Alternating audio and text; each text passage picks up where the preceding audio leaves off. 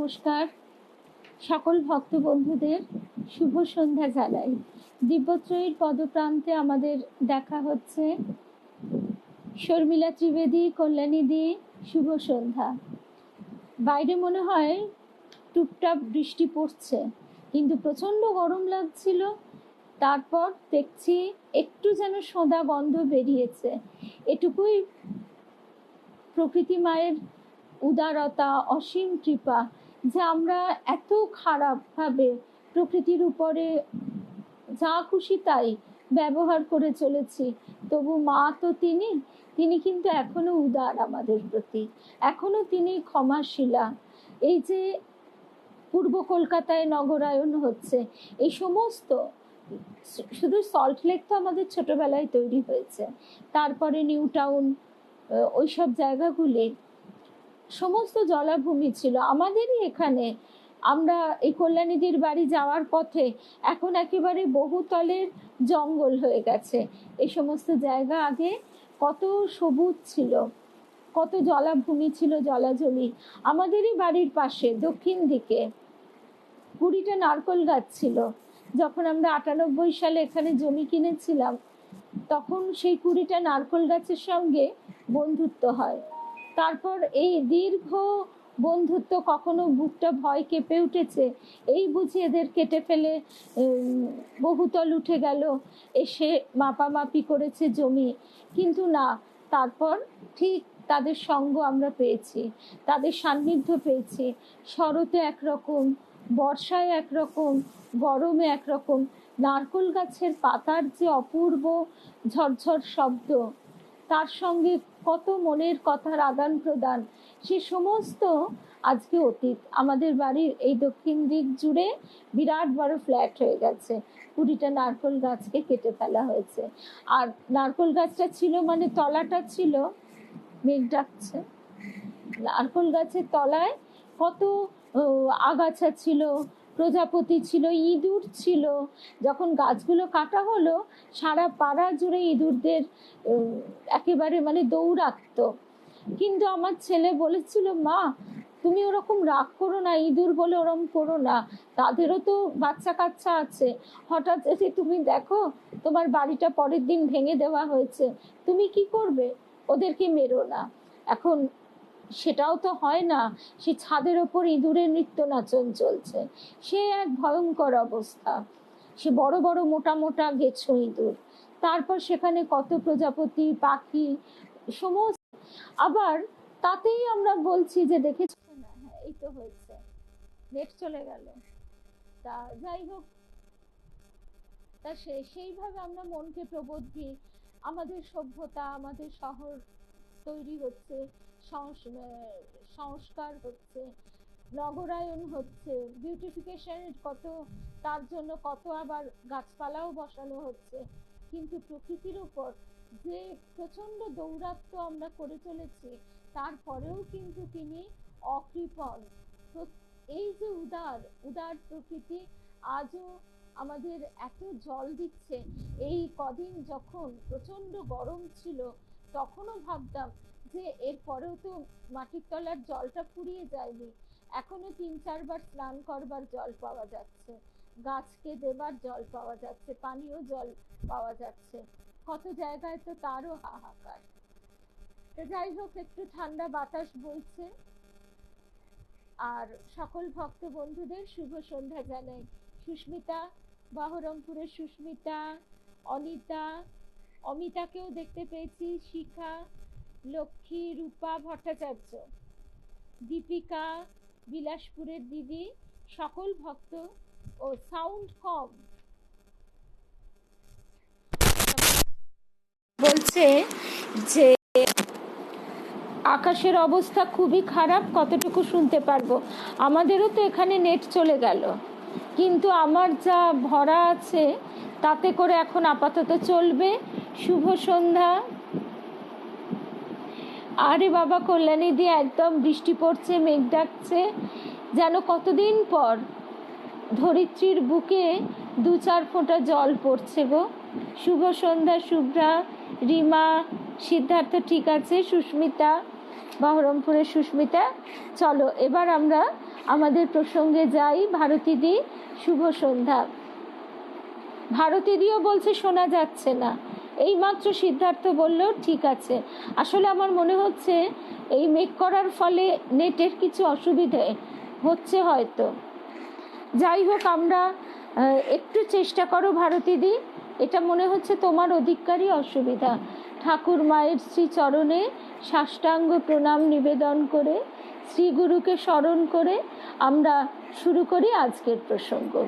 আজকে আমরা যে প্রসঙ্গটি শুনব, শুভ সন্ধ্যা সংযুক্তা।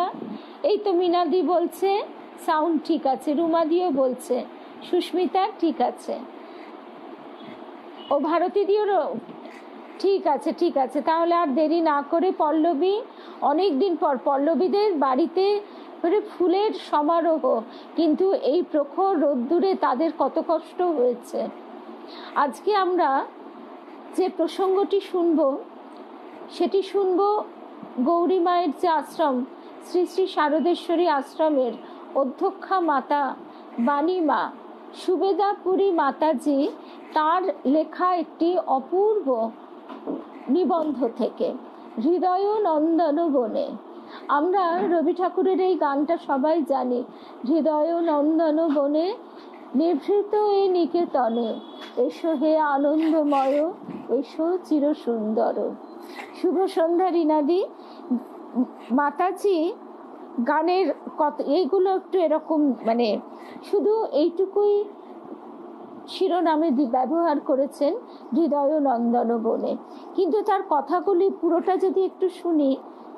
এগুলো একটু নেট দিবি, টিপি লিঙ্ক আছে।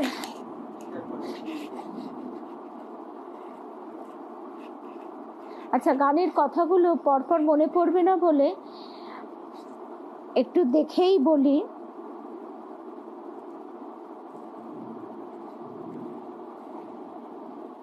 গানের কথাগুলো এইরকম, হৃদয় নন্দন বনে নিভৃত এ নিকেতনে, এসো হে আনন্দময়, এসো চির সুন্দর। দেখাও তব প্রেম মুখ, পাশরি সর্ব দুঃখ, বিরহ কাতর তপ্ত চিত্ত মাঝে বিহর।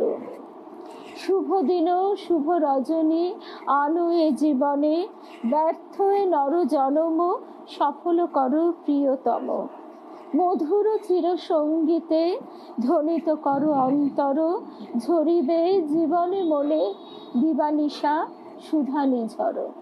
এই কথাগুলো কিন্তু কবির কল্পনা নয়, সত্যি যখন আমরা তাকে একটুখানিও ভালোবাসতে পারি, তিনি যখন কৃপা করে তার প্রতি আমাদের ভালোবাসাটা জাগিয়ে দেন, তখন কিন্তু এটা আমরা অনুভব করি যে মনের মধ্যে তিত্তির করে একটা আনন্দের স্রোত বয়ে যায়। সে আনন্দটা কেমন সেটা বোঝানো যায় না, তবু খানিকটা বলা যায় সদ্য মা হয়েছেন এমন মা, তার মনের ভেতর সব সময় জড়িয়ে থাকে তার সন্তানটি।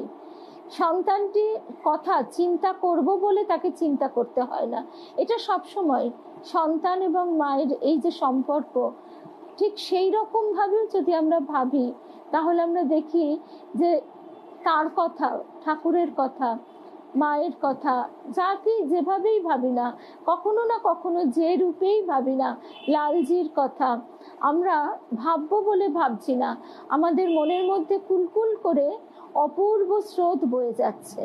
আর তখন বাহ্যিক ঐহিক যে সমস্ত নোংরা কালিমা, মানুষের যে কথার ব্যথা, সেগুলো কিন্তু আর একটুও আমাদের মনের মধ্যে ঠাঁই পায় না।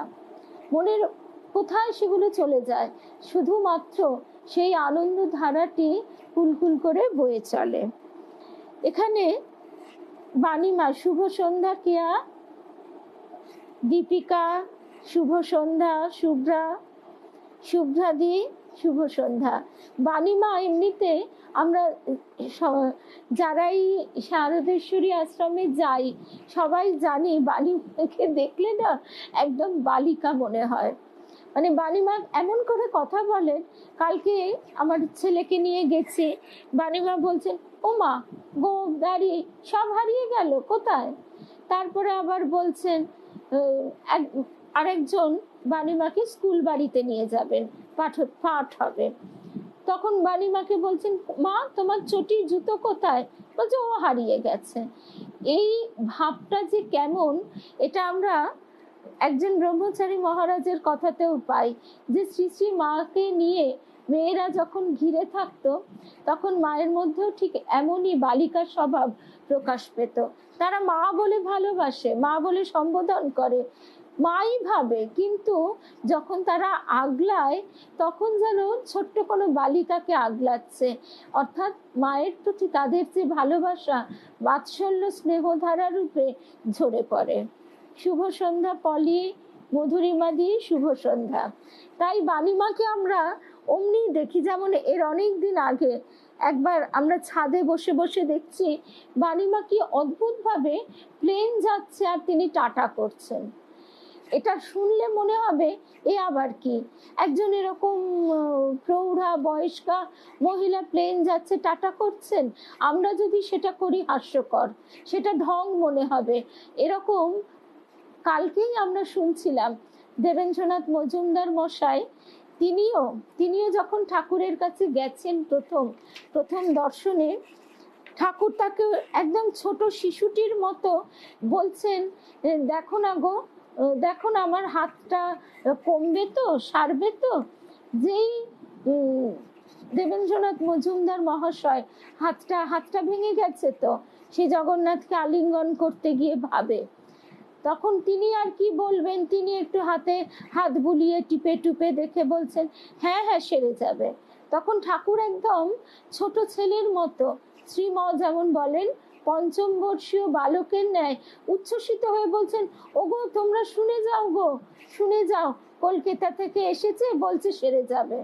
তা এই কথাগুলো দেখে আমরা তো বইয়ে পড়ছি, দেবেন্দ্রনাথ মজুমদার মহাশয় তিনিও বলছেন, বাবা এ আবার ঢং নাকি, আমাকে কি উনি বাকসিদ্ধ ঠাউরেছেন?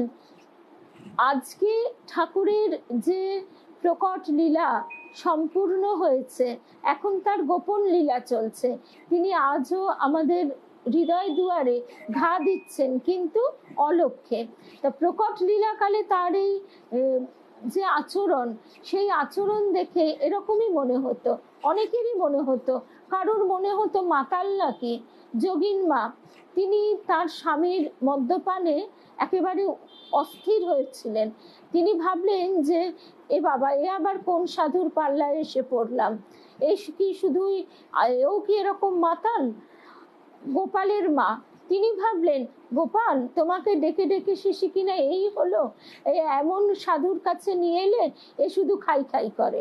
এই যে আচরণগুলো আমাদের সামনে দেখলে একটু অন্যরকম লাগে, আর পাঁচজনের মতো নয়, কিন্তু তাদের এই বালকোচিত এই শিশু সুলভ ভাবটি এমনই অন্তরের অন্তঃস্থল থেকে উঠে আসে যে সেইটি ভালো লাগে। যেমন সেদিন ওই যে দুর্গা মা কক্ষে পাঠ হয়, হঠাৎ করে মায়ের পাশে খুকুমা বসে আছেন, হঠাৎ ওনার কি মনে হলো উনি খুকুমাকে জল খাওয়াবেন, সে জল খাওয়াবেনি, আর খুকুমা একেবারে একটু সংকোচে উনি খাবেন না, মায়ের বোতল থেকে কি করে খুকুমা, আর খুকুমাকে উনি বাণীমা মুখে জল ঢেলে জল খাওয়াবেন।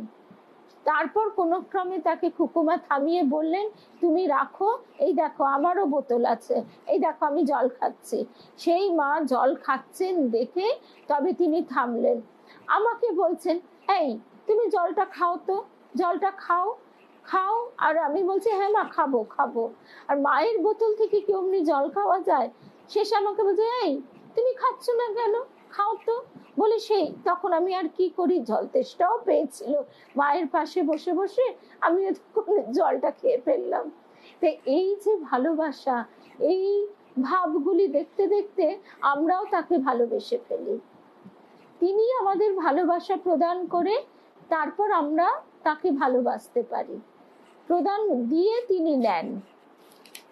কিন্তু সেই বাণীমা, সুবেদাপুরী মা কেয়াও সেদিন ছিল একদম বাচ্চাদের মতো, এবং হাসি কথা সবই এত এত আন্তরিক, মানে এমন ভাবে তিনি বলেন।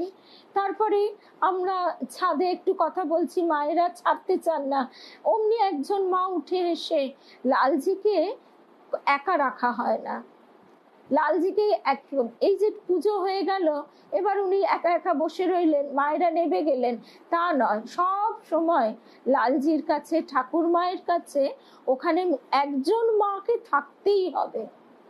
লালজির জন্য ওপরে রান্না হয়, ওপরে আলাদা রান্নাঘর, সেই ভোগ প্রসাদ সবাই একটু একটু পায়, আর নিচে আশ্রমের সবার জন্য, মায়েদের জন্য, যে 20টি মেয়ে আছে তাদের জন্য রান্না হয়। তা এই রান্না টান্না হয়, আর একজন মা সামনে ঠায় বসে থাকেন। তো সেই মা এসে আমাদের বলছেন, তোরা ওদের ছাড়, এবার কত দূর যাবে বলতো, একটা চিন্তা হয় না, এ কথা তোদের আর ফুরবে না। এই আন্তরিক ভালোবাসার কোনো তুলনা নেই। তা সেই বাণীমা তিনি কি অপূর্ব লিখেছেন, এটা অনেক দিন আগে পড়েছিলাম, আবার আজকে দুপুরবেলা বের করে হঠাৎই পড়তে গিয়ে মনে হলো আমরা সবাই মিলে একসঙ্গে শুনি। কেন গো, শুনেই আনন্দ, দেখতে নিশ্চয়ই পাবে, লালজির কাছে বলো, নিশ্চয়ই দেখতে পাবে। শুভ সন্ধ্যা সোমা, সৌরভ। সোমা বলছে খড়গপুরে প্রচন্ড ঝড় বৃষ্টি হচ্ছে, আমাদের এখানেও তার করুণার দান 2-4 ফোঁটা পড়ছে। তাই তো আমি বলছিলাম, একদম এই যে রিমা বলছে, আমি বছরের প্রথম দিন খুব আদর খেয়েছি দিদি, মাথায় হাত বুলিয়ে দিয়েছেন, এবং 2টো হাত দিয়ে মা এমন করে হাত বুলিয়ে দেন। আর তখন এবারে যে কোনো জিনিস আমরা যদি ভাষা জানি একরকম, আর তার অন্তর্নিহিত অর্থটা জানলে সেটা আর এক রকম। শ্রী শ্রী মা স্বয়ং দুর্গা মাকে এই কথাটা বলছেন যে মূল গাছটা শুকিয়ে গেলেও মরে না। বট গাছের দেখো না, মূল কাণ্ডটা শুকিয়ে যায়, কিন্তু তার ঝুড়ি নামিয়ে দেয়, আর মাটি থেকে তারা রস টেনে নিয়ে সেই তারাই আস্তে আস্তে মূল কাণ্ডটার মতো হয়ে যায়, সেই গাছটিকে তারাই ধরে রাখে। তোমরা হলে আমার সেই ঝুড়ি, দুর্গা মাকে শ্রী শ্রী মা এই কথাটি বলেছেন। তাই যখনই আমরা মায়েদের দেখি তখনই মনে পড়ে, তখনই মনে হয় সেই শ্রী শ্রী মায়ের কাছে সবাই যেরকম ভাবে যেত, মা তার সন্তানদের কাছে আগে মা, তারপরে গুরু। মায়ের মাতৃসত্তাটাই আগে প্রকাশিত হয়েছে প্রথম থেকে। ঠাকুরও যখন একেবারে নিয়ম নিষেধ করেছেন, 2টোর জায়গায় 4টে রুটি খাওয়া যাবে না, তখনও মা বলেছেন আমার ছেলেদের খোঁটা দিও নি, তো খাওয়ার খোঁটা দিও নি। তাদের ইহকাল পরকালের সব দায়িত্ব মা যখন নিলেন, তখন ঠাকুর হাসতে হাসতে চটি ফটফট করতে করতে চলে যাচ্ছে, ওই সদানন্দ সুখে ভাসে শ্যামা যদি ফিরে চায়।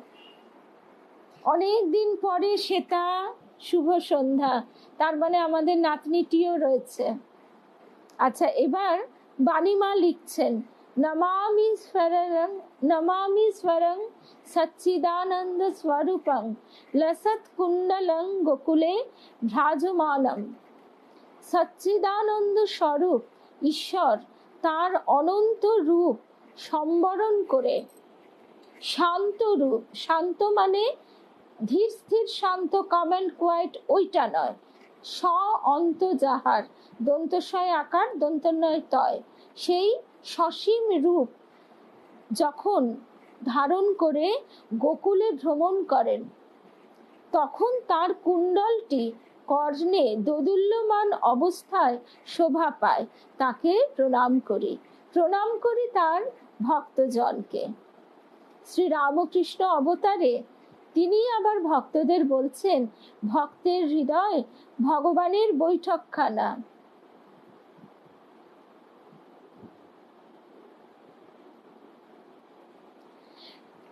সিদ্ধার্থ খুব হিংসে হচ্ছে, তা একদিকে ভালো, এই হিংসুটিপনা করতে করতেই ব্যাকুলতা বাড়বে। আর সোমা, আমাদের খড়গপুরের সোমা বলছে, কিন্তু না, দিদি ভাই নয়, স্বয়ং লালজি টেনেছেন। এই যে আমাদের মা শারদা সেবাশ্রমের সৌরভ, ও আমাকে করোনার আগে থেকে যেতে বলেছিল, ও তো ছেলে বলে ও তো যেতে পারে না উপরে, ও শুধু নিচে বসে মায়েদের কাছে বসে লালজির কথা শুধু ওইটুকু শুনে, আর ওই যেদিন স্কুল বাড়িতে লালজি আসেন সেই অল্প দর্শন করে ও আমাকে বারবার বলেছিল যে আন্টি তুমি যেও, আমি বেশি কিছু বলতে পারবো না, তবে এটুকু আমি বুঝতে পারি যে তুমি গেলেই তোমার একটা আলাদা অনুভূতি হবে। এটা করোনার আগে। এবার আমি যেহেতু ওইসব জায়গায় আগে যেতে অভ্যস্ত ছিলাম না, তাই আমি যাইনি। কিন্তু লালজি যাকে যখন টানবেন এবং সেই কৃপা যখন করবেন, তখন তিনি একেবারে কৃপায় করুণায় ভরিয়ে দেবেন। তা বাণীমা সুবেদাপুরী মাতা তিনি লিখছেন, শ্রী রামকৃষ্ণ অবতারে তিনি আবার ভক্তদের বলছেন, ভক্তের হৃদয় ভগবানের বৈঠকখানা। বৈঠকখানা যেহেতু আনন্দের আবাস স্থান, সেইরূপ ভক্ত হৃদয় ভগবানের লীলাস্থল। শ্রীমদ্ ভগবদ গীতায় ভগবানের প্রতিশ্রুতি, ন মে ভক্তা প্রণশ্যতি, আমার ভক্তের বিনাশ নেই। শ্রী শ্রী মা স্বয়ং বলেছেন, বিধির সাধ্য নেই আমার সন্তানকে রসাতলে ফেলে। যুগে যুগে ভক্তজন তাই প্রণম্য। আজ এমনই একজন ভক্তের হৃদয় বৈঠকখানায় ভগবানের লীলা মাধুরী দর্শন করব আমরা। এখানে ভক্ত সুব্রতাপুরী দেবী, শারদেশ্বরী আশ্রমের তৃতীয়া অধ্যক্ষা মাতাজি কমলা মা। রিনাদি, তুমি যে এই কথাটা বললে, এই কথাটা কিন্তু সত্যি। এই কথাটা যে কতটা সত্যি সেটা আমি মনে প্রাণে, বাইরে দেখো কি হচ্ছে,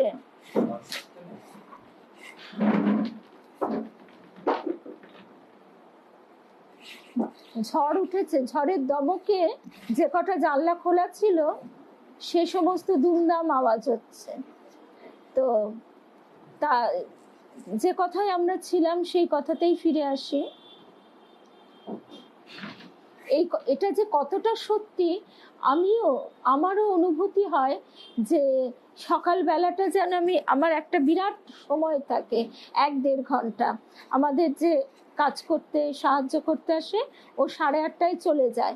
এবার 8:30 থেকে 10টা এই সময়টা আমি একদম নিরিবিলি, তার ঘুম থেকে উঠেই সংসারের কাজ করতে একটুও ভাল লাগে না। তখন মায়ের মুখের দিকে চেয়ে বসে থাকতে থাকতে কখনো একটু তন্দ্রাচ্ছন্ন ভাবও আসে, এবং ওই যে ঘরের মধ্যে চারিদিক বন্ধ, এত গরম বলে কোনো বাইরের আওয়াজ নেই, কোলাহল নেই, ওই শুধু তুমি আর আমি, মাঝে কেহ নাই, কোনো বাধা নাই ভুবনে। এই সঙ্গ সান্নিধ্য, দরজাটা বন্ধ কর, এই সঙ্গ সান্নিধ্য আমাদের সত্যি সত্যি, জানো তো, এই হচ্ছে রামকৃষ্ণ লোকে বাস। যে সত্যি তখন মনে হয় যে আমি লালজির সামনের বারান্দাটাতে বসে আছি। আমি জানি রিনাদির পক্ষে আসা খুবই কঠিন, কথায় বলতে একবার ইচ্ছা মাত্রই তার পক্ষে সম্ভব নয়। তবে এরপর যখন আসবে অবশ্যই আগে থেকে ঠিক করবে, জানাবে, যে কোনো প্রকারে হোক লালজির কাছে তুমি তার কাছে বায়না করে রাখো, ঠিক তুমি পৌঁছতে পারবে। মহুয়া এখনো তার রং ওঠেনি, আমরা তাকে এখনো দেখছি তার সেই আবির গুলাল মাখা মুখখানি, হাসি মুখখানি। সেই মধুরিমাদি দোলের আগে লালজিকে গান শোনাচ্ছে, আহা তোমার সঙ্গে প্রাণের খেলা, প্রিয় আমার রঘুপ্রিয়। সেখানে একটা লাইন আছে, সাধ করে নাথ ধরা দিয়ে আমারও রং বক্ষে নিও। লালজির সঙ্গে দোল খেলার যে কি আনন্দ আমার জানাও ছিল না, কিন্তু সেই আকর্ষণে গিয়ে পৌঁছেছিলাম হঠাৎ করে। আর সঙ্গে রূপা ছিল, রূপা গাঙ্গুলি। সঞ্চিতা, শুভ সন্ধ্যা। তারপরে মা লিখছেন, এখানে ভক্ত সুব্রতাপুরী দেবী, তৃতীয়া অধ্যক্ষা মাতাজি, সকলের প্রিয় কমলা মা, আর ভগবান আশ্রম দেবতা, সকলের প্রাণ কেন্দ্র, আদরের শ্রী শ্রী রাধা দামোদর লালজি। শারদেশ্বরী আশ্রমের জন্মলগ্নের বহু পূর্ব থেকেই তিনি যুক্ত আশ্রম প্রতিষ্ঠাত্রী মাতাজি গৌরীপুরী দেবীর সঙ্গে। তার তপস্যার সাক্ষী, জীবনের ধ্রুবতারা, জনম মরণের চিরসঙ্গী, সেবায় ভালোবাসায় ভরিয়ে রেখেছিলেন গৌরীমা তার প্রাণ ও সর্বস্ব ধনকে। মহাযাত্রার পূর্বে তার এই আত্মার আত্মীয়কে সযত্নে গচ্ছিত রাখেন তার মানস কন্যা দুর্গা মাতার হাতে। তিনিও সেবা যত্নে ভালোবাসায় পূর্ণ করে রাখেন তাকে জীবনের শেষ মুহূর্ত পর্যন্ত।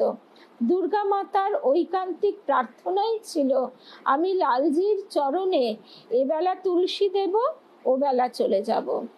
তার বাণী শুধু বাণীই ছিল না, সেটি কার্যত খেটেছিল। জগন্নাথ স্বামীর সঙ্গে মহামিলনের দিনটির প্রাতঃকালেও তিনি লালজির পূজা করেছেন স্বহস্তে, তার শ্রীচরণে তুলসীও নিবেদন করেছিলেন। তারপর লালজির সেবা পূজার দায়িত্ব পড়ল দুর্গা মাতার প্রথমা শিষ্যা সুব্রতাপুরী মায়ের হাতে। সদা সতর্ক থাকতেন তিনি, মা গৌরীমার প্রাণের দেবতার যত্নের যেন কোনো ত্রুটি না হয়। অবশ্য তার বিরাট সম্বল ছিল গৌরী মায়ের মহা আশীর্বাণী। তিনি বলেছিলেন, কমলি, আমার দামোদর তোর সঙ্গে কথা বলবেন। দামোদর লালজির সঙ্গে গৌরী মায়ের ছিল মধুর সম্পর্ক। আমরা জানি এই যে ভাব সাধনায় ভগবানের সঙ্গে ভক্তের একটা বিশেষ সম্পর্ক গড়ে ওঠে। এক হচ্ছে শান্তভাবে কি হয়, তুমি প্রভু, আমি তোমার দাস, বা আমি তোমাকে তোমার এই বিরাট মহিমার কাছে আমি ক্ষুদ্র অংশ মাত্র, আমি তোমার এই বিরাট মহিমাকে অবলোকন করছি, তোমার এই বিরাট মহিমাকে আস্বাদন করছি। তুমি যে রূপেই প্রকাশিত হও সেই রূপেই আমি তোমার চরণে প্রণত। একদম রুদ্রাণীও তাই বলছে। মহান সাধিকার এই অমোঘ বাণী মাথায় করে তিনি নিজেকে সম্পূর্ণভাবে নিবেদন করলেন দামোদর লালজির সেবায়। ওই মায়ের হচ্ছে তো মধুর ভাব, শান্ত ভাবের কথা শুনলাম। তারপর হচ্ছে দাস্য, যেমন আমরা দেখতে পাই হনুমানজি, তুমি প্রভু আমি দাস, শান্ত দাস্য। তারপর হচ্ছে সখ্য ভাবে কি হয়, তুমি সখা। আমাদের গুরুদেবেরও ছিল সখ্য ভাব, যে তিনি আমার পরম সখা। অক্ষয় কুমার সেনেরও তাই ছিল, সাধে কি আমি রামকৃষ্ণ পুঁজি, এই গানটাতেও সেই কথাই আছে যে তিনি আমার পরম সখা। তা এই সখ্য ভাব কৃষ্ণ অবতারে আমরা দেখি, এই তিনি তার সখাদের নিয়ে গোচারণে যাচ্ছেন। আচ্ছা, তারপর হচ্ছে শান্ত দাস্য সখ্য বাৎসল্য তো মাতৃভাব, এবং এই মাতৃভাব খুব সহজেই মেয়েদের ভিতরে প্রকাশিত হয়, কারণ আমরা সবাই প্রকৃতির অংশ, প্রকৃতির দ্বারা চালিত। যারা সাধন জীবনের অনেক ঊর্ধ্ব পথে গমন করেন তারা কিন্তু এই প্রকৃতির উপর আধিপত্য বিস্তার করতে পারেন। যেমন আমরা শুনি যে চারিদিকে প্রচন্ড বৃষ্টি হচ্ছে, বিশেষ এই স্থানটিতে বৃষ্টি হলো না, প্রকৃতি মহাপ্রকৃতি তখন সেই সাধক বা সাধিকার নির্দেশেই সেই জায়গায় বৃষ্টিটি করেন না। আবার কখনো দেখি চারিদিকে খরা, কিন্তু শ্রী শ্রী মায়ের ক্ষেত্রেও আমরা দেখেছি, মা গিয়ে চাষের জমির পাশে দাঁড়ালেন, চারিদিকে খরায় শুকিয়ে যাচ্ছে, কিন্তু সেবার এমন বৃষ্টি হলো আর এত ফসল হলো জয়রামবাটিতে যে সারা বছরের সংস্থান করেও তারা আশপাশের গ্রামকে নিজে খুঁজে দিলেন দেখা। একদম আমরা তাকে কতটুকু ডাকি, কতটুকু ডেকেছি, এবং এই যে কতটুকু ডাকি আর কতটুকু ডেকেছি সেই প্রসঙ্গেও রবীন্দ্রনাথের অপূর্ব একটি গান আছে। কালকে রাত্রে গানটা শুনছিলাম, গানটা শুনতে শুনতে বেশ কয়েকজনকে পাঠালামও। গানের কথাগুলো হচ্ছে এইরকম, যে যদি তোমার দেখা না পাই প্রভু এবার এ জীবনে, তবে তোমায় আমি পাইনি যেন সে কথা রয় মনে। যেন ভুলে না যাই বেদনা পাই শয়নে স্বপনে। এই সংসারের হাটে আমার যতই দিবস কাটে, আমার যতই দুহাত ভরে ওঠে ধনে, তবু কিছুই আমি পাইনি যেন সে কথা রয় মনে। যেন ভুলে না যাই বেদনা পাই শয়নে স্বপনে। যদি আলস ভরে আমি বসি পথের পরে, যদি ধুলায় শয়ন পাতি সযতনে, যেন সকল পথই বাকি আছে সে কথা রয় মনে। যেন ভুলে না যাই বেদনা পাই শয়নে স্বপনে। যতই উঠে হাসি ঘরে, যতই বাজে বাঁশি, ওগো যতই গৃহ সাজাই আয়োজনে, যেন তোমায় ঘরে হয়নি আনা সে কথা রয় মনে। যেন ভুলে না যাই বেদনা পাই শয়নে স্বপনে। এই বেদনা, এই যন্ত্রণাটাই তো আমাদের তার দিকে, এই ব্যাকুলতাটাই আমাদের তার দিকে টেনে নিয়ে যায়। আমরা কি করি? আমরা তাকে ডাকলাম, তারপরে তিনি দেখেন যে ভক্তের মন কোন দিকে, সে সংসার সুখ চাইছে, তাকে তিনি তখন হাতে সেগুলোই গুঁজে দেন। এবার সে সেগুলো নিয়ে বেশ কদিন মহানন্দে তার একটা দুটো জন্মই কেটে গেল। তাই কবি আমাদের স্মরণ করিয়ে দিচ্ছেন, যেন তোমায় ঘরে হয়নি আনা সে কথা রয় মনে। যেন ভুলে না যাই বেদনা পাই শয়নে স্বপনে। তিনি ঘর বাড়ি, আরামের ব্যবস্থা, সন্তান, সন্তানের প্রতিষ্ঠা, স্বামী পুত্র পরিজন সব দিয়ে রেখেছেন, কিন্তু তোমায় ঘরে হয়নি আনা সে কথা রয় মনে। সেই ব্যাকুলতা। তারপরে এই মধুর ভাবে গৌরীমা লালজিকে ভালোবাসতেন। আশ্রম সেবা, অন্তেবাসিনী ও বহিরাগত মায়েদের ও সন্তানদের দৈনন্দিন পরিষেবার ঊর্ধ্বে থাকত নিরবচ্ছিন্নভাবে লালজির সুখ স্বাচ্ছন্দ্য সম্বন্ধীয় চিন্তাধারা। শুভ সন্ধ্যা মৌসুমী। আচ্ছা কল্যাণীদি, তোমাকেও পাঠাবো। আচ্ছা, তারপরে দেখো কালকে একজন মা, ঝর্ণা মা বলছেন, ঝর্ণা মা বলছেন মানে কিরকম আমরা যে মিথ্যে মিথ্যে রাগ করি না, ঠিক সেই রকম ভাবে বলছেন। দেখেছো লালজির সাজ? দেখেছো বসে এতক্ষণ ঠান্ডা জলে বসে বসে আরাম করে এখন এসিতে বসে আছেন। আবার সব ভক্তরা বিলেত আমেরিকা থেকে কত সেন্ট পাঠাবে, গন্ধ পাঠাবে, গায়ে আবার ফুসফুস করে সেগুলো মাখা হবে, সাজুগুজু হবে। আমি বলছি হ্যাঁ মা, তাই তো দেখছি আজকে আবার আরেক রকম মুকুট। বলছে হ্যাঁ, পাল্টে পাল্টে সেজে গুজে, আর আমাদের দেখো গরমে প্যাচপেচিয়ে মরছি। ওই ব্যথাটা তো রাখবেই, তা না হলে যে ডাকবো না, ভুলে যাব। দুঃখ জাগা নিয়া মা বলছেন, সে রবি ঠাকুরের গানটা, তাই তো আমায় জাগিয়ে রাখো তোমায় গান শোনাবো। ওগো দুঃখ জাগা নিয়া তোমায় গান শোনাবো। তিনি যদি আমাদের এইটুকু ফাঁক না দেন, তাহলে তো আমরা তাকে ডাকবো না। রবি ঠাকুর বলছেন, নিরেট লাঠি সে কি বাজে? বাজে না, কিন্তু বাঁশি ভেতরে শূন্যতা আছে বলেই, ফাঁকটুকু আছে বলেই তো সে এত সুরে বাজে। শূন্য করিয়া রাখ তোর বাঁশি, বাজাবার যিনি বাজাবেন আসি। রবি ঠাকুর বলছেন আমাদের ভেতরে আমাদের অহংকার, রিপু, এগুলো একেবারে ভর্তি হয়ে জমাট বেঁধে আছে, তাই তো আমাদের অন্তর কিছুতেই আর সুরে বেজে উঠতে পারছে না। কিন্তু এখানে যে নিজেকে সম্পূর্ণ নিবেদন করে দিতে পারবে, যেমন গৌরীমার সারা দিন চিন্তা লালজি, কমলা মায়েরও। লালজি কখন কি খাবেন, কি পোশাক পরবেন, কোন মালা বা কোন অলংকারে তাকে কেমন দেখাবে, এই সব বিষয় চিন্তাধারার মাঝে মাঝে অনন্যভাবে স্মরণে মননে লালজি ছিলেন তার চিন্তামণি। বলতেন, মন্দিরে বেদির দুপাশে সদা জাগ্রত প্রহরী আছেন দুজন, গৌরীমা ও দুর্গা মা, দেখো লালজির সেবা যেন সুন্দরভাবে হয়। লিখছেন বাণীমা, বাণীমাকে দেখলে মনে হয় যেন একেবারে বালিকা, কিন্তু কি সুন্দর বাণীমার এই লেখাটি। এই বিষয়ে তার এত বেশি নিষ্ঠা ছিল যে কন্যাদেরও সতর্ক থাকতে হতো। এই প্রসঙ্গে আরেকটা কথা, কালকে ওই ঝর্ণামা বলছেন যে দেখেছো সামনে অতগুলো হাতি সাজানো, ওই হাতিগুলো গৌরীমার আমলের। তা একদিন কমলা মাকে আমরা বলছি, মা তুমি এত সুন্দর করে হাতিগুলোকে সাজাচ্ছ, মালা পরাচ্ছ, চন্দনের টিপ পরাচ্ছ, আবার ফুল দিচ্ছ মাথায়, কেন? ওরাও কি তোমার লালজি হয়ে গেছে?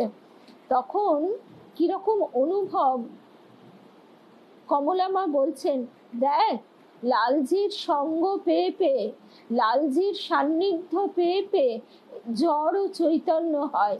এরা কবে থেকে, সেই গৌরী মায়ের সময় থেকে লালজির সঙ্গী। এরা কি আর সেই হাতি আছে রে? এরাও কিন্তু প্রাণ পেয়েছে, এরা লালজির সঙ্গে খেলা করে। এই প্রসঙ্গে আরেকটা কথাও মনে পড়ছে, কালকেই মায়েরা বলছিলেন, মায়েদের কাছে গেলে এই কথাগুলো একদম রুদ্রাণী নিশ্চয়ই পাঠাবো। রিনাদি লিখছে, মনের ঘরে আসবে তুমি কবে, কবে ভুলবো জগৎ খেলনাগুলো, মনে মনে তোমায় নিয়ে রব, সেই আনন্দে হৃদয় পূর্ণ হবে। ওই হৃদয় নন্দন বনে নিভৃত নিকেতনে, এসো হে আনন্দময়, এসো চির সুন্দর। এই আহ্বান যদি নিরন্তর থাকে, তিনি আসবেনই আসবেন। তো কালকে মায়েদের যে কথাটা, সে কথাটা বলি। কালকে ওই ঝর্ণামাই গল্প করছিলেন। ঝর্ণামা বলছেন, যারা যারা শারদেশ্বরী আশ্রমে গেছেন তারাই জানেন, সিঁড়ি দিয়ে উঠতে উঠতে ওঠার পথে, মানে প্রথম স্টেপটা ওঠার পর যে এটা পড়ে, একটা ছোট্ট চাতাল মতো পড়ে না, সেইখানে শ্রী শ্রী মায়ের একটা ছবি আছে, সেইখানে প্রণাম করে তারপর দোতলায় উঠতে হয়। মা বলছেন কমলা মা ওইখানটা দিয়ে নামছেন, আর আমি ওইখানে নিচেই দাঁড়িয়ে আছি, সিঁড়ি জুড়ে দাঁড়িয়ে আছি। হঠাৎ কমলা মা বলছেন, কে রে, কে উঠে গেল পাশ দিয়ে? বাবা, গুল্লু বাজ পড়ছে তো। বলছি এসিটা অফ করে দে। বলছি যে তারপরে কমলা মা বলছেন, কে কে রে এরকম উঠে গেল? একদম লাল পাড়, কি সুন্দর সাদা ধবধবে শাড়ি পরে খুব তাড়াতাড়ি সিঁড়ি দিয়ে উঠে গেল আমার পাশ দিয়ে। তখন মা বলছেন, ওই ঝর্ণা মা বলছেন, কই গো, কে উঠে গেল? তখন উনি ছোট ফ্রক পরেন, বলছে কে উঠে গেল? আমি তো তোমার সামনে দাঁড়িয়ে আছি সিঁড়ি জুড়ে, কাউকে তো দেখলাম না। তখন মা বলছেন, কমলা মা, যা যা ওপরে যা, গিয়ে দেখ তো কে উঠেছে, ছাদে গেছে কেউ, কে কোনো ভক্ত বা কে এলো? এরকম গিয়ে কাউকে পেলেন না। তখন এসে কমলা মাকে বলতে, কমলা মা বলছেন যে দেখলি, তিনি ধরা দিয়েও ধরা দিলেন না, আমি বুঝেও বুঝতে পারলাম না, স্বয়ং মা। এতক্ষণ এখানে নিচে রান্নার ব্যবস্থা জোগাড় টোগাড় হচ্ছিল, মা থেকে সব তদারকি করে এইবার সময় হয়েছে সন্ধ্যারতির, মা আরতি পূজা গ্রহণ করবেন বলে মা উঠে গেলেন ওপরে। এসিটা অফ কর, সন্ধ্যা পূজা হবে, তাই মা আরতি গ্রহণ করবেন বলে মা উপরে উঠে গেলেন। ঠিক এই রকমই ঘটনাটি আমরা আন্দুলেও আগেও গল্প করেছি। আমাদের গুরুদেবের ওখানে দেবীমা বলছেন যে তোমাদের গুরুদেব যখন তোমাদের নিয়ে হরিনাম করেন, তখন এইখানে স্বয়ং ঠাকুর দাঁড়িয়ে তোমাদের দুহাত তুলে আশীর্বাদ করছেন, কিন্তু কি করব বলো, আমি তো তোমাদের দেখাতে পারি না। ভারতী মা বলেন যে এই পোড়া চোখে তো আর আমরা দেখতে পাই না। তারপর বাণীমা লিখছেন, আমরা শাস্ত্র মুখে শুনি চিত্তটি যত বিষয় মুক্ত হবে নির্মল হবে, সেখানেই ঈশ্বর প্রতিবিম্বিত হবেন। অর্থাৎ তখন সেটি যথার্থই ঈশ্বরের বৈঠকখানা রূপে আনন্দ নিকেতনে পরিণত হবে। লালজির কাছে সত্যিই যেন ঠাকুর সেখানে অন্তরঙ্গভাবে বসে আছেন। ঠাকুর কথামৃতে বলছেন না, যে অন্তরঙ্গ আর বহিরঙ্গ একই মানুষ। যখন সে অন্দরমহলে যায় তখন তার রঙ্গ রস ফষ্টি নষ্টি, তখন সে আলু থালু জামা কাপড়ে থাকে, কিন্তু তাকেই যখন আবার বাইরে কর্মে যেতে হয় তখন তার পোশাক আশাক, তার চলন বলন সবই অন্যরকম। বাণীমা লিখছেন, তখন সেটি যথার্থই ঈশ্বরের বৈঠকখানা রূপ আনন্দ নিকেতনে পরিণত হবে। তখন ভগবান নেমে আসবেন ভক্তের কাছে। তাই তো ভক্তের ভাবটি কবিগুরু প্রকাশ করেছেন এইভাবে, তাই তোমার আনন্দ আমার পর, তুমি তাই এসেছো নিচে, আমায় নইলে ত্রিভুবনেশ্বর, তোমার প্রেম হতো যে মিছে। তার সঙ্গে এমন আর নয় যে দেবতা জেনে দূরে রই দাঁড়ায়, আপন জেনে আদর করিনে, পিতা বলে প্রণাম করি পায়ে, বন্ধু বলে দুহাত ধরিনে। তখন আর এমন নয়, তখন তার উপর দাবি অধিকার জোর, তার সঙ্গে যদি মান অভিমান দুঃখ রাগ ঝগড়া সবই চলতে পারে। মিলনের আনন্দ যখন চরম সীমায় ভক্ত নিবেদন করছেন, তখন সম্পূর্ণরূপে আমার সকল রসের ধারা তোমাতে আজ হোক না হারা। যে আমাদের অন্তরে নানা রস প্রবাহিত হয়, নানা জনের প্রতি নানা রকম আবেগ প্রবাহিত হয়, কিন্তু আজকে যখন আমি তার কাছে সম্পূর্ণ আত্মনিবেদন করছি, তখন কবির ভাষাতে এইভাবেই বলছি, আমার সকল রসের ধারা, আমার যা কিছু সব কিছু তোমাতে আজ হোক না হারা। তো নাথ তুমি সর্বস্ব আমার, প্রাণাধার সারাৎসার, নাহি তোমা বিনে কেহ ত্রিভুবনে, বলিবার আপনার। তুমি,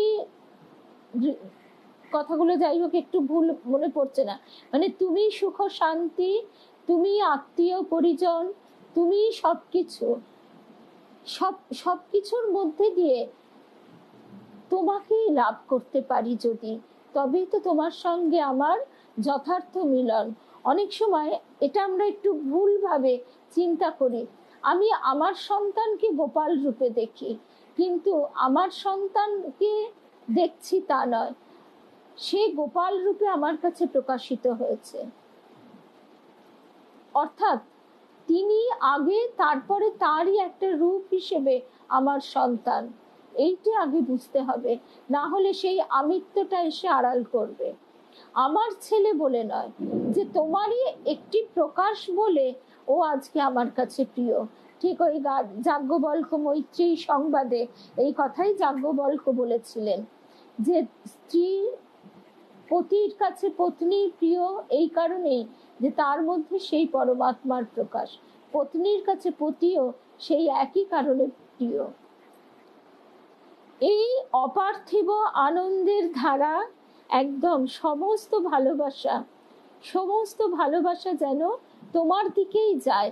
এবার তোমার দিকে গেলে সেই ভালোবাসার প্রকাশ চারপাশেই ছড়িয়ে পড়বে, সেই ঢেউ সবার অন্তরেই লাগবে। এই অপার্থিব আনন্দের প্রবাহ যখন চলতে থাকে ভক্ত হৃদয়ে, তখনই তার মন উন্নীত হয় উচ্চ সাধন মার্গে। সেখানে ঈশ্বর সান্নিধ্য, ঈশ্বর প্রসঙ্গতেই তার আনন্দ। পার্থিব সুখ দুঃখ তখন তার অন্তরকে আর স্পর্শকাতর করতে পারে না। কথাটা বাণীমা লিখছেন, তখন তার অন্তরকে আর স্পর্শকাতর করতে পারে না। আমাদের অল্প কথাতেই রাগ হয়, দুঃখ হয়, অভিমান হয়, এরা কেবল কথার পাকে নিত্য আমায় বেঁধে রাখে। বাঁশির ডাকে তোমার না, মানে এরা কেবল কথার পাকে নিত্য আমায় বেঁধে রাখে, আমার হৃদয় তোমার আপন হাতের দোলে দোলাও। এই এই যে আবার সেই গানের কথাগুলো না সব একটার সঙ্গে একটা গুলিয়ে যায়, কিন্তু মনের ভেতরে একসঙ্গে ভিড় করে আসে। যে এরা কেবল কথার পাকে নিত্য আমায় বেঁধে রাখে, বাঁশির ডাকে সকল বাঁধন খোলাও। এবার মনে পড়েছে, বাঁশির ডাকে সকল বাঁধন খোলাও, দোলাও আমার হৃদয় তোমার আপন হাতের দোলে। এই অপার্থিব আনন্দের প্রবাহ যখন চলতে থাকে ভক্ত হৃদয়ে, তখনই তার মন উন্নীত হয় এক উচ্চ সাধন মার্গে। সেখানে ঈশ্বর সান্নিধ্য, ঈশ্বর প্রসঙ্গতেই তার আনন্দ। পার্থিব সুখ দুঃখ তখন তার অন্তরকে আর স্পর্শকাতর করতে পারে না। তখন কারুর কথাই আর কথা বলে মনে হয় না। মনে হয় আমরা যদি একটা হাট বাজারে গিয়ে দাঁড়িয়ে থাকি, তখন কি আর কারুর একটা একটা কথা কানে এসে লাগে না। হয়তো দেখা যায় দুজন বিক্রিওয়ালা ঝগড়া করছে, যেতে যেতে এ ওর গায়ে রাস্তাতে ধাক্কা লাগলো, একটা বিচ্ছিরি কথা বললো। ঠিক সংসারেও তখন আমাদের এরমই মনে হয়, যা হচ্ছে হোক, শুধু তোমাতে আমাতে হয়নি যে কথা, মর্মে আমার আছে সে বারতা। আমাদের দৈনন্দিন জীবনচর্যায় আমরা দেখেছি অতি প্রত্যুষে লালজির মঙ্গল আরতি থেকে শুরু হতো তার দেব সেবা, মধ্যাহ্নের সেবা পর্যন্ত। আমরা একটি সুষ্ঠু সুন্দর পরিচ্ছন্ন দেব সেবার উজ্জ্বল আদর্শ দেখে বড় হয়েছি। প্রধানত 5 প্রকার ভক্তের প্রেম ও লক্ষণ দেখতে পাই বৈষ্ণব শাস্ত্রে। কমলা মাকে দেখেছি প্রথম দিকে তুমি প্রভু আমি দাস, এই ভাবটি নিয়ে লালজির সেবা করতে। কারণ গৌরী মা দুর্গা মার গচ্ছিত ধনের ভারপ্রাপ্তা তিনি, এই ভাবটি ছিল তার চিন্তাধারায়। কিন্তু দীর্ঘদিন সেবা করার পর তার মধ্যে বাৎসল্য রসের প্রাধান্য প্রকাশ পেতে থাকে। সর্বসময় লালজির স্বাচ্ছন্দ্য চিন্তায় বিভোর হয়ে থাকতেন তিনি। তার সকল কাজের মাঝেই লালজিও কৃপা পরবশ হয়ে তার কাছে নিত্য নতুন আবদার করছেন, কত সময় নালিশও করছেন আশ্রম কন্যাদের নামে। এই হয়তো ভোগের লুচিতে নুন দিতে ভুলে গেছেন, কেউ আচার করে ছাদে রোদ্দুরে দিয়েছে, কিন্তু লালজিকে আচার দেওয়া হয়নি। সব অভিযোগ শুনছেন কমলা মা, প্রতিকারও করছেন। কন্যাদের এবং আশ্রমের সকলের জন্যে একদিন, ওই যে বললাম লালজির রান্না হয় 4 তলায়, আর নিচে হয় সকলের রান্না। 1 তলায় রান্নাঘরে লাবড়া হয়েছে। লালজি অমনি কমলা মায়ের কাছে বায়না ধরেছে যে না, ওইটিই খাবেন, আজকে আর অন্য কোনো কিছুতে ভুলবেন না, ওই নিচে যে লাবড়া রান্না হয়েছে সেটাই। কমলা মা বোঝাচ্ছেন, বাবা ওটা তো ঝাল হয়েছে, তোমার কষ্ট হবে না, ওইটাই চাই। কমলা মার আদেশে শেষকালে প্রণতিদির ব্যবস্থাপনায় সেই বাজার করে এনে আবার লালজির জন্য ওপরে রান্না করে দেওয়া হলো। কিন্তু না, লালজিকে ওই রান্না দিতেই হবে। সেই রকম ভাবে যখন তাকে ওই নিচের রান্নাঘরের লাবড়া দেওয়া হলো, তখন তার বায়নাক্কা থামলো। তার জন্য আলাদা করে দিলে তার পছন্দ নয়। এই আনন্দ রস পরিবেশনে লালজি আশ্রমের সকলকে আনন্দে ভরিয়ে তৃপ্তিতে পরিপূর্ণ করে দিত। একদিন কোনো বিশেষ পূজা ছিল। কমলা মা লালজির মন্দিরে মধ্যাহ্নের পূজা শেষ হয়েছে।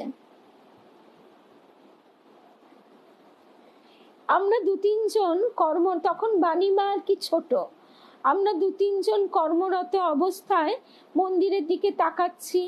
কর্পূর দ্বীপ জেলে ছাদের বড় ঘন্টা বাজাচ্ছে আমাদের ঝর্ণা তখন জোগাড়ি। হঠাৎ দেখি কমলা মা স্থির হয়ে গেছেন কর্পূর দ্বীপ হাতে, মুখ রক্তবর্ণ, ইশারায় কোনো দুষ্টু ছেলেকে বারবার বসতে বলছেন। আর ধরতে চেষ্টা করছেন, যেন ছেলেটি দৌড়ে দৌড়ে মন্দিরের মধ্যে পালাচ্ছে। একজন বহিরাগত ভক্ত মহিলা প্রণাম করতে এসেছিলেন ওপরে।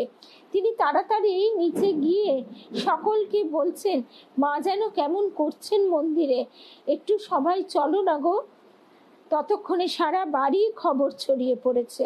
মা মন্দির থেকে বেরিয়ে এসে তার সেবিকা শান্তাকে সেদিনকার পূজার কাপড়খানি না কেচে আলমারিতে রেখে দিতে বললেন।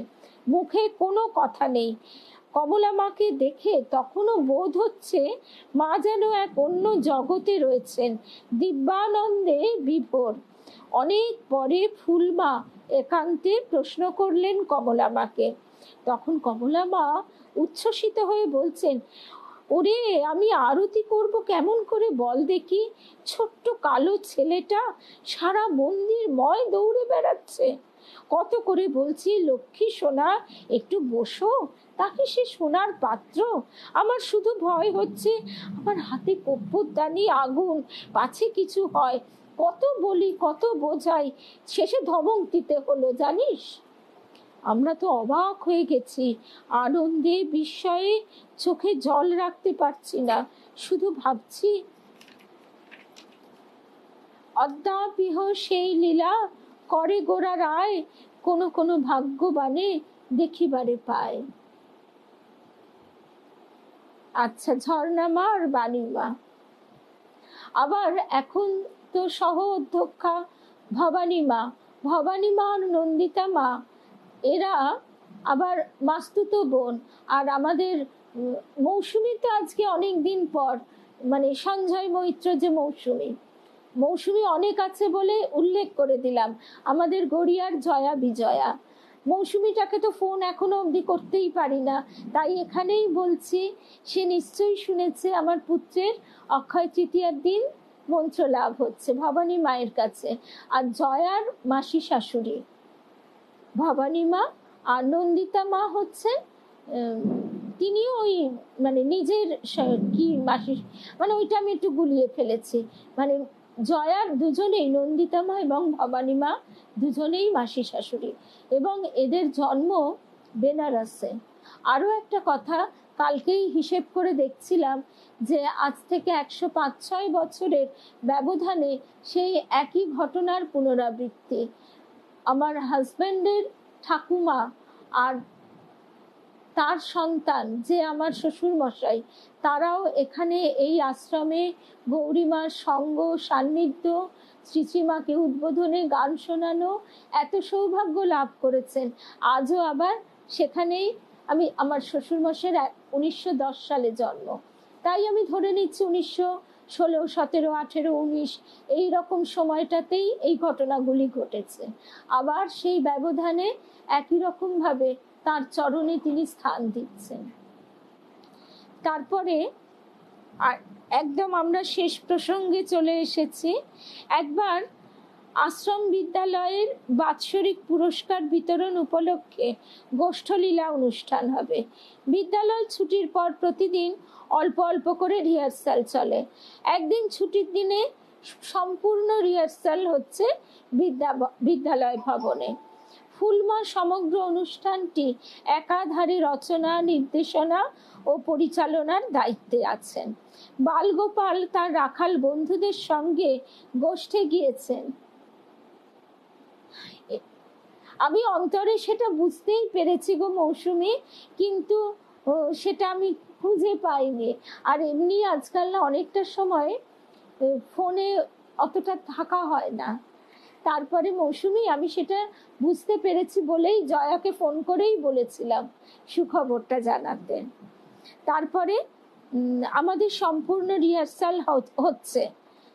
সেখানে মা যশোদার দেওয়া ক্ষীর, ননি, দাদা বলরাম গোপালকে খাওয়াচ্ছেন। আমাদের রিহার্সাল হয়ে গেছে, ফুলমা লালজিকে মন্দিরে প্রণাম করতে গেছেন। তখন কমলা মা জিজ্ঞাসা করছেন ফুলমাকে, হ্যাঁ রে কল্যাণ, আজ তোরা কি কিছু খেতে দিয়েছিলি লালজিকে ও বাড়িতে? লালজি আমাকে খুব খুশির সঙ্গে বললেন আমি ও বাড়ি থেকে খেয়ে এলুম। ফুলমা তো স্তম্ভিত, আনন্দাশ্রুতে আপ্লুত। লালজি, তোমার এত দয়া! রিহার্সালে মিছিমিছি খেতে দেওয়া হয়েছিল, তা তুমি এইভাবে গ্রহণ করেছো? লালজি কে? লালজি স্থূল দৃষ্টিতে পাথর, তিনি আমাদের স্থূল দৃষ্টিতে অবশ্যই শিলারূপে প্রতিভাত, কিন্তু কারো কাছে তিনি স্বয়ং শ্রীরামকৃষ্ণ, কারো কাছে তিনি নারায়ণ, কারো কাছে জগন্নাথ, কারো কাছে বালগোপাল, কারো কাছে রাধা দামোদর লাল। যার ভক্ত হৃদয়, যে ভক্ত হৃদয় ভগবানের বৈঠকখানা, সেই বৈঠকখানায় তিনি যার সঙ্গে যেভাবে লীলা প্রকাশ করেন, সে সেইভাবেই মজে থাকে। গীতায় বলা হয় তিনি ভাবগ্রাহী জনার্দন। আমরা মনে মনে কিছু দেব বললেই, দেব ভাবলেই তিনি সেটি গ্রহণ করেন। পত্রং পুষ্পং ফলং তোয়ং ইয়ো মে ভক্তাঃ প্রয়চ্ছতি তদহং ভক্তুপহৃতমস্নামি প্রয়তাত্মনঃ। অর্থাৎ যে শুভ বুদ্ধি নিষ্কাম ভক্ত আমাকে ভক্তি করে পত্র পুষ্প ফল জল অর্পণ করেন, তার সেই ভক্তিপূত উপহার প্রীতির সঙ্গে গ্রহণ করি। একদম লালজি আর ঠাকুর তো গৌরীমাকে দেখিয়েই দিয়েছেন। এবারে সেই লালজির আকর্ষণ কাকে তিনি কিভাবে করবেন, সেটা তো তিনিই জানেন। এই সহজ অথচ গুরুত্বপূর্ণ তত্ত্বটি তিনি যদি তার ভক্তদের প্রকাশ না করতেন, তাহলে তো সেটি গোপনই থাকতো, আমরা জানতেই পারতাম না। এইভাবেই তো তিনি তার লীলার মধ্যে দিয়ে নিত্যে প্রকাশিত। এই প্রসঙ্গে আরেকটি কথা, কমলামার সঙ্গে লালজির এই মধুর লীলারসের যে অপূর্ব ভাবপ্রবাহ, সেটি তিনি কিভাবে গোপনেই রাখতেন। আশ্রমের সব কাজের মধ্যে ফল্গু ধারার মতো সেটি অন্তঃসলীলা ছিল। প্রচার বিমুখ এই মহৎ গুণটি তিনি অতি স্বাভাবিকভাবেই গুরু পরম্পরা হতেই লাভ করেছিলেন। তিনি নিজের শরীর সম্পর্কে সম্পূর্ণ উদাসীন ছিলেন। যখন একদম শরীর চলে যাবে, দেখা গেল বহু রকম অসুবিধা, ব্লাড সুগারের মাত্রাধিক্যে চোখের অবস্থাও ক্ষীণ হয়ে এসেছে, কিন্তু পূর্ণোদ্যমে তিনি লালজির সেবা করে চলেছেন। লালজি ছাড়া তখন আর তিনি কোনো কিছুই যেন ভাবতে পারেন না।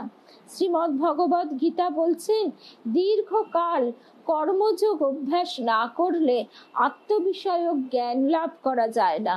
শ্রী ভগবান অর্জুনকে এই প্রসঙ্গে তপস্যা, জ্ঞান ও কর্ম সম্বন্ধে বলেছেন এবং যোগী হতে বলেছেন সর্বশেষে। কমলা মাকে আমরা দেখেছি নিরবচ্ছিন্ন কর্মরত অবস্থায়, তখন তার আন্তর্যোগের বিষয়টি সত্যি আমার ধারণার বাইরে ছিল। সে বছর 1989 সাল। বাস্তবিক এখন বাণীমার অবস্থাও কিন্তু অনেকটা সেই রকম। ডাক্তার বদ্যি তারা বাহ্যিক দেহের পরীক্ষা করে অবশ্যই নানা রকম রোগ ব্যাধির কথাই বলবেন, কিন্তু মানসিকভাবে তিনি মাঝরাত্রি থেকে উঠে দামোদরের ধ্যানে বসেন। আমরা তার সঙ্গে কিছু কন্যা নেপাল থেকে ফিরে রাজগীর এসেছি নন্দিতাদির সঙ্গে। আমরা কমলা মাকে সুস্থ দেখেই রওনা হয়েছিলাম তার আশীর্বাদ নিয়ে, কিন্তু হঠাৎই কমলা মা অসুস্থ হয়ে পড়েন, একেবারে শয্যাশায়ী অবস্থা। আমরা তার অত্যন্ত ভারাক্রান্ত মনে ফিরে এসেছি, মনে উদ্বেগ, মনে মনে মাকেই স্মরণ করছি। আমার নিজের মনে চিন্তা করছি, আশ্রমে প্রথম আসার সাময়িকী, নতুন অবস্থায় এসে আশ্রমকে ভালো লাগা ও ভালোবাসার টানে আশ্রমবাসীর সিদ্ধান্ত নেওয়া, সবই আমার গুরুমাতা মায়ের অকৃত্রিম কৃপায়। পরবর্তী মাতাজি কমলা মায়ের স্নেহ দৃষ্টিতে সেটি ফলপ্রসূ হয়েছিল। বাণী মায়ের গুরু হচ্ছেন দুর্গা মা, আর কমলা মায়ের কাছে তার এগিয়ে চলা, মানে কমলা মা তার সাধন ভূমিতে জল সেচন করেছেন। আমরা তো আশ্রমে এসে পৌঁছলাম সকাল 10টায়। আশ্রম ভবনের দোতলার হল ঘরে তাকে রাখা হয়েছে। নার্সও রয়েছে, ট্রেন্ড নার্স। হলের মধ্যে বাইরের কাপড়ে প্রবেশ নিষেধ, কিন্তু তখন তীব্র আবেগে একটু অনুরোধ জানালাম, অনুমতি মিলল। আমি কমলামার হাতখানি ধরে খুব চাপা স্বরে বললাম, আমরা এসেছি। একটু হালকা স্বরে উত্তর পেলাম, আমি তো অপেক্ষা করছিলাম। অবাক হলাম। হল থেকে বাইরে এলাম, এসে শুনলাম 7 দিন তিনি কোমায় আছেন। কিন্তু তিনি কিভাবে যে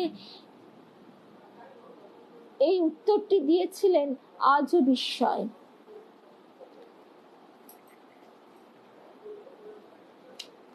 তারপরে মা আরেকটুখানি আছে, সবটাই শুনে নি। তারপরে মা লিখছেন, বাণীমা, মনে হচ্ছে সেই অর্জুনের প্রতি ভগবানের উপদেশ, তসমাদ যোগী ভবার্জুন, কর্মের মাধ্যমে যোগাভ্যাস করেছেন কতই গোপনে, সেটি আজ প্রত্যক্ষ করলাম। যোগাভ্যাসটি পরিপক্ক হলে তবেই যোগী বিশেষ ক্ষমতার অধিকারী হন। অশ্রুত জিনিস শুনতে পান, বহু দূরবর্তী জিনিস প্রত্যক্ষ করেন, কারণ তখন তিনি আত্মানন্দে বিভোর থাকেন। পঞ্চ কর্মেন্দ্রিয় তখন ঘটাকাশ থেকে মহাকাশে বিচরণ করে বেড়ায়। এই যে তীব্র আবেগ নিয়ে মায়ের কাছে এসেছিলাম, তাই বাহ্য দৃষ্টিতে, চিকিৎসকের দৃষ্টিতে তিনি কোমায় থাকলেও তিনি কিন্তু উত্তরটি দিয়েছিলেন। যুগে যুগে এভাবেই চলে ভক্ত ভগবানের লীলা। তাই তো কবিগুরু লিখছেন, ভক্তের নীরব সাধনার প্রসঙ্গে দিবানিশি করিয়া যতন, হৃদয়েতে রচেছি আসন, জগৎপতি হে কৃপা করি, হেথা কি করিবে আগমন, কেবল আনন্দে বসি সেথা, মুখে নাহি একটুও কথা, তোমরাই সে পুরোহিত প্রভু, করিবে তোমারই আরাধন। কমলা মা দেহবোধের অনেক ঊর্ধ্বে চলে গিয়েছিলেন। তার দেহ রক্ষার জন্য সব দায়িত্ব তখন সেবিকাদের। মন সম্পূর্ণ অন্তর্মুখী, বহির জগতের কোনো কিছুর প্রতি তার আকর্ষণ নেই বিন্দু মাত্র। শুধু অহরাত্র চলছে আত্মারামের সঙ্গে লীলা। বাহ্যিক দৃষ্টিতে তিনি মৌন, কিন্তু চিকিৎসকরা বলছেন তিনি কোমায় আছেন।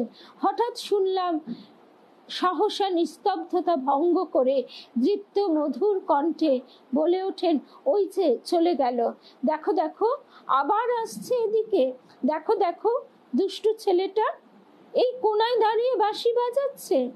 কিন্তু আমরা কন্যারা তার দৃষ্টি এখনো অর্জন করিনি, তাই সরল উত্তর, আমরা তো কিছু শুনছি না। ঠিক এমনটি আমরা রাখাল মহারাজের ক্ষেত্রেও জানি। সেই কথা, রাখাল মহারাজের সেই কথা আগামী রোজই তো আমাদের বিশেষ নির্দিষ্ট মানে থাকে, বিষয় থাকে। তাহলে আগামী শুক্রবার ঠিক এই রকম যে রাখাল মহারাজের অনুভবের কথা, উপলব্ধির কথা, সেটা আমরা শুনবো আগামী শুক্রবার। আজকে তাহলে এখানেই শেষ করি। জয় রামকৃষ্ণ। আর অমিতা নিশ্চয়ই খুব আনন্দ হয়েছে। অমিতা সেদিন লিখেছিল, আরেকটু বলো লালজির কথা, কিন্তু সেদিন অন্য প্রসঙ্গ ছিল। আজকে হঠাৎই এই বইয়ের তলা থেকে বেরিয়ে এলো।